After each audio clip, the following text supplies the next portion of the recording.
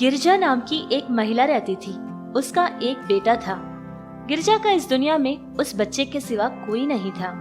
जिससे कोई भी काम करती तो सिर्फ और सिर्फ अपने बेटे के पोषण के लिए ही करती थी। बहुत सारी मेहनत करती थी। जितना दम उसके पास होता था उससे भी ज्यादा मेहनत करके अपने बेटे के लिए सारी चीजें लाया करती थी।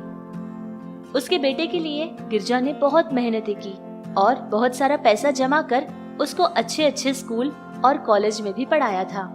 उसका बेटा एक बहुत ही होनहार लड़का बन गया था और उसके पास बहुत अच्छी नौकरी भी थी, जिससे गिरजा अपने बेटे की शादी बड़ी धूमधाम से कर लेती है।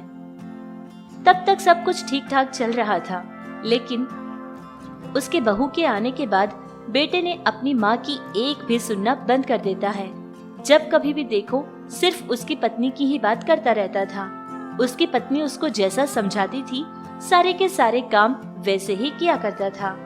एक दिन की बात है कि वो अपने माँ से बहुत ज्यादा तंग हो गया था और फिर अपनी ही माँ को उसके घर से निकाल दिया था। गिरजा बेचारी बेसहारा और अकेली औरत उसके क्या करे कुछ समझ नहीं आया था, लेकिन मजबूर थी, बेबस थी। अकेली ही जाकर गांव के एक दूसरे किनारे पर छोटी सी झोपड़ी बनाकर अपना जीवन गुजारने लगी। एक दिन सारा काम खत्म करके घर पहुंचती है और अपने लिए खाना बनाती है। खाना बनाकर खाने ही वाली थी कि किसी पंछी के चिल्लाने की आवाज उसको सुनाई देती है, जिससे गिरजा बाहर जाकर देखती है तो उसको वहाँ एक तोता नजर आया था। अरे भगवान, इस छोटे से तोते को तो बहुत ज्यादा चोट लगी है। बेचारा इसीलिए शायद दर्द से चिल्ला रहा था। 1 मिनट रुक जाओ, मैं तुम्हें दवाई लगा देती हूँ। बेचारा पता नहीं कहाँ से आया है। चिंता मत करो, इस दवाई को लगाने के बाद तुम बिल्कुल ठीक हो जाओगे और पहले की तरह आराम से आसमान में उड़ पाओगे। लेकिन एक समस्या है, जब मैं काम के लिए जाऊंगी तो तुम्हारा ख्याल कौन रखेगा? अच्छा ठीक है, इस बात को लेकर आप ज्यादा परेशान मत हो जाना। मैं सारी तैयारी करके जाऊंगी कि तुम्हें कोई कुछ नुकसान न पहुंचा दे। इस तरह गिरजा उस तोते को अपने साथ घर के अंदर ले जाती है और उस तोते के पंख पर दवाई लगाती है और फिर उसकी अच्छे से मरहम पट्टी भी कर देती है। उसका बहुत अच्छे से ख्याल रखने लगी। कुछ समय ऐसे ही गुजर गया था।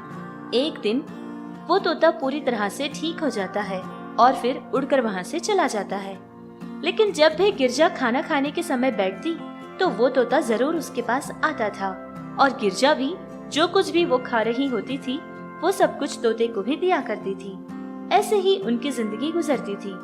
एक बार की बात है कि गिरजा के पास खाना बनाने के लिए कोई सामान नहीं था, जिससे बेचारी भूखी ही सोने का फैसला कर लेती है। वो सोने ही वाली थी कि इतने में वो तोता दोबारा से उसके पास पहुंच जाता है। अच्छा, तो तुम आ ही गए। लेकिन क्या करूं, मेरे पास तुम्हें देने को कुछ नहीं है। आज मैंने कुछ बनाया भी नहीं था, क्योंकि घर में कुछ बनाकर खाने के लिए कोई चीज भी तो नहीं है। मैं ही बस पानी पीकर सोने वाली थी और तुम आ गए। एक काम करो, अब तुम यहाँ से जाओ और अपने लिए खाना ढूंढो, क्योंकि यहाँ तुम्हें कुछ नहीं मिलेगा। गिरिजा, तुम बहुत अच्छी इंसान हो। मैं तुम्हारे पास जब तक खाना होता था तब तक आता था और तुम भी मुझे खाना खिलाती थी। और आज तुम्हारे पास खाने के लिए कुछ नहीं है, तो क्या मैं तुम्हें ऐसी हालत में छोड़कर चला जाऊं? नहीं नहीं गिरिजा, आज मैं तुम्हें अपना लाया खाना खिलाऊंगा। हाँ गिरिजा, तुम बिल्कुल ठीक सुन रही हो। मैं एक जादुई तोता हूँ, कोई साधारण तोता नहीं हूँ। अब तुम बताओ, तुम्हें क्या खाने का मन कर रहा है? जो तुम्हारी इच्छा होगी वो मैं तुम्हें ला कर दूंगा। ये बात सुनकर गिरजा बहुत ज्यादा खुश हो जाती है कि वो तोता एक जादुई तोता है। उसके बाद उसने ज्यादा कुछ नहीं मांगा था, बस उसने अपने लिए 2 वक्त की रोटी मांगी थी।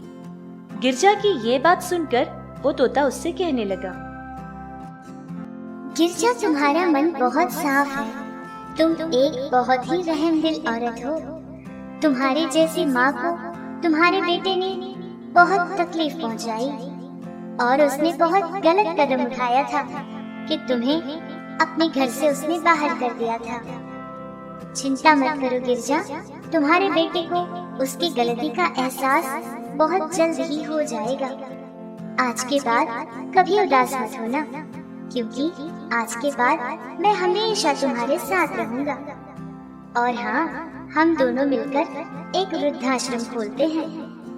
अगर हम ये काम करेंगे तो बहुत सारे माँ बाप की सहायता हो जाएगी जिनके पास रहने के लिए कोई घर नहीं है, जो लोग सड़कों पर बहुत सारे परेशानियों का सामना करते हैं। ऐसे लोगों की हम लोग बहुत सहायता करने वाले हो जाएंगे।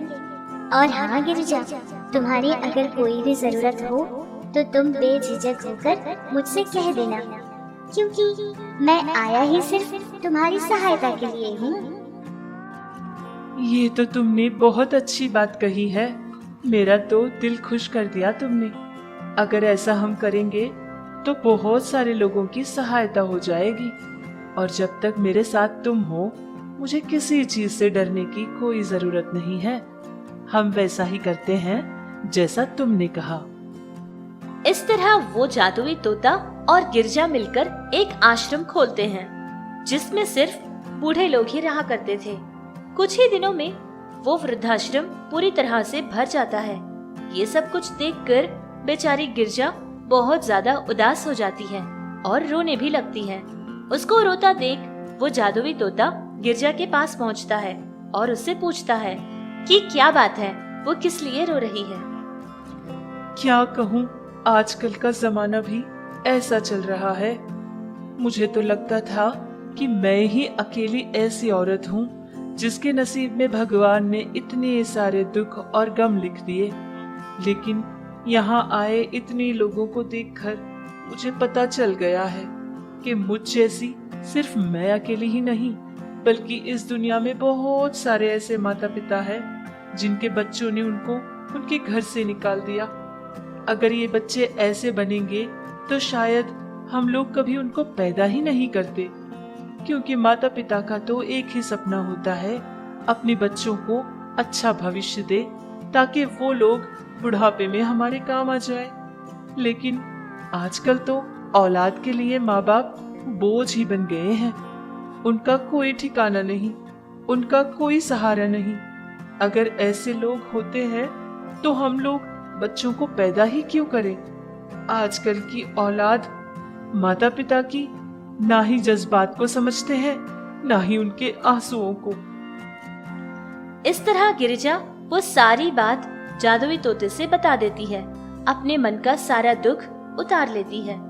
तब वो जादुई तोता भी गिरिजा को समझाता है कि जो भगवान ने फैसला किया था उसमें हम सब मिलकर भी कुछ नहीं कर सकते। जो भगवान की मर्जी होती है उसी से बनकर हमको चलना पड़ता है। अब ये आश्रम हमारा है और इनकी सेवा करना हमारी जिम्मेदारी है। इस तरह वो तोता और गिरजा मिलकर समाज की बहुत ज्यादा सेवा करते थे। धीरे धीरे उनके आश्रम का नाम बहुत ज्यादा बढ़ गया था। जहाँ देखो वहाँ गिरजा के वृद्धाश्रम के बारे में ही बातें चलती रहती थी।